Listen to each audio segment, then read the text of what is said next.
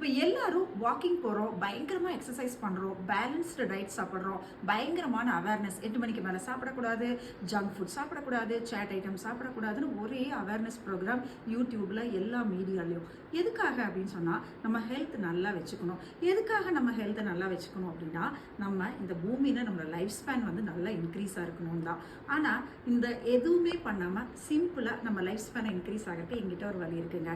பைபிளில் சொல்கிறாங்க நீதிமொழிகளில், நம்ம காடோட போதகத்தை அவரோட டீச்சிங்ஸை நம்ம மறக்காமல் அவர்களோட கட்டளைகளெல்லாம் நம்ம கை கொள்ளும்போது நமக்கு வந்து தீர்க்காயுசு நீடித்த நாட்கள் கிடைக்குதாமாங்க. அப்போ எக்ஸசைஸ் பண்ண வேண்டாமா, பேலன்ஸ்டு டயட் சாப்பிட வேண்டாமா அப்படின்னு கேட்டால் சாப்பிட்லாம்.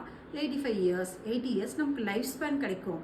ஆனால் அவங்க நினைப்பாங்க நம்மளை யாருமே கேர் பண்ணிக்கிறதில்ல, நம்ம பார்த்துக்கிறக்கு ஆள் இல்லை, எப்படா செத்துடலாம் அப்படின்னு சொல்லி அவங்க நினைப்பாங்க. ஏன்னா அவங்களுக்கு சந்தோஷமும் சமாதானமும் இருக்காது.